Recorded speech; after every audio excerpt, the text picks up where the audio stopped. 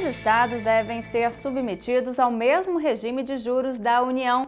Esta é a tese defendida pela AGU em processo que está em andamento no plenário do Supremo Tribunal Federal. Sobre este assunto, eu converso agora com a secretária-geral de Contencioso da AGU, Grace Mendonça, e com o coordenador-geral de Haveres Financeiros do Tesouro Nacional, Leandro Giacomazzo.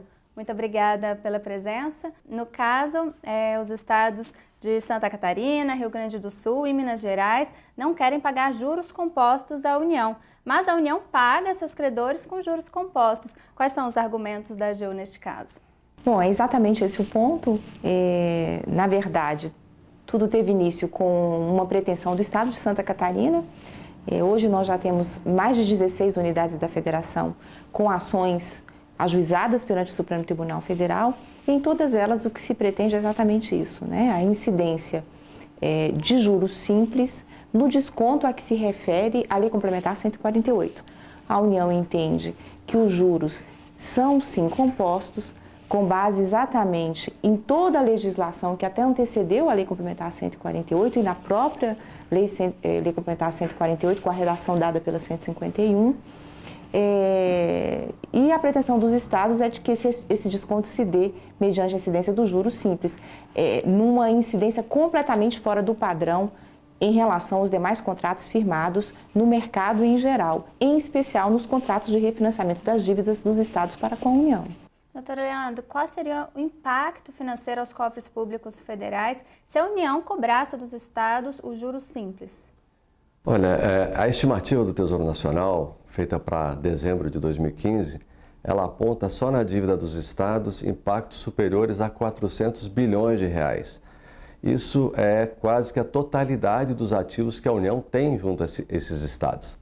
Então, a questão dos juros compostos, a União defende a sua aplicação porque é exatamente aquilo que ela pagou também aos credores desses estados quando refinanciou a dívida lá na década de 90. É uma questão histórica, né? É uma questão de isonomia.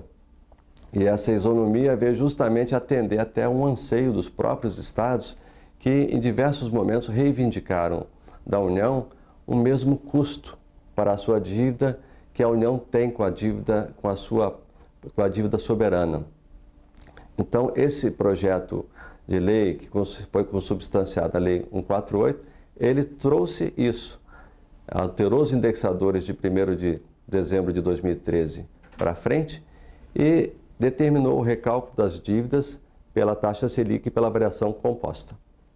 Com isso, ela dá a isonomia no tratamento dos custos União-Estados. É que a União assumiu parte das dívidas de estados e municípios da década de 90. Exatamente. Na verdade, até foi na sustentação oral realizada perante a Suprema Corte, esse foi, inclusive, um dos pontos abordados pela Advocacia Geral da União, justamente nessa perspectiva, porque não há como se dar ou atribuir para a questão hoje uma solução adequada sem revisitar um pouco o passado, as premissas que foram estabelecidas lá na década de 90, quer dizer, os estados deviam, essa dívida dos estados era uma dívida que eles pagavam muito caro por ela, né?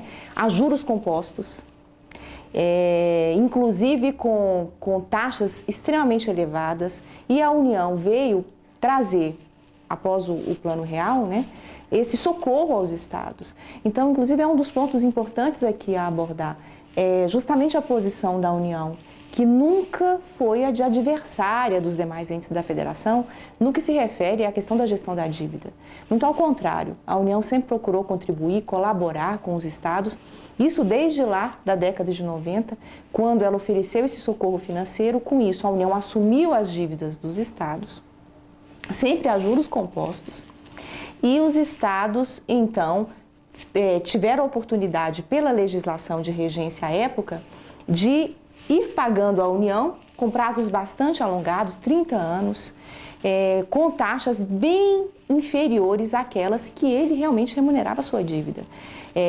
Então, o que aconteceu na prática é que, com as alterações de índole econômica, obviamente que essas taxas que antes eram favoráveis lá na década de 90, com o tempo já não se tornaram tão favoráveis assim, razão pela qual a Lei Complementar 148, que é hoje objeto de deliberação pelo Supremo Tribunal Federal, veio trazer índices melhores aí aos estados, IGPDI, mais juros de 4%, ou Selic, aquela taxa que for mais favorável aos entes da federação.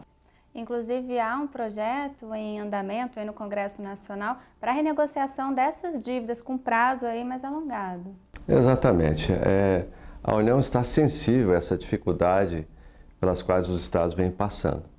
E, em comum acordo com os estados, após discussão com diversos estados, a União colocou um projeto de lei para discussão no Congresso Nacional em que se propõe alongar o prazo de pagamento dessas dívidas em até 20 anos adicionais. Com isso, os estados teriam um novo fôlego para pagamento dessas obrigações. E, além disso, se os estados desejarem, mediante contrapartidas que visam lhes dar sustentabilidade fiscal, eles podem optar por um pagamento das prestações durante 2 anos com uma carência de 40%. Isso dará um alívio ainda maior para que eles possam cumprir com as suas obrigações, cumprir com os seus pagamentos dessa dívida, numa condição muito mais favorável. Então, agora, União e Estados têm que se valer dessa suspensão do mandado de segurança lá da ação no Supremo Tribunal Federal, sentarem-se à mesa, negociarem, encontrarem um ponto comum que seja bom para todas as partes.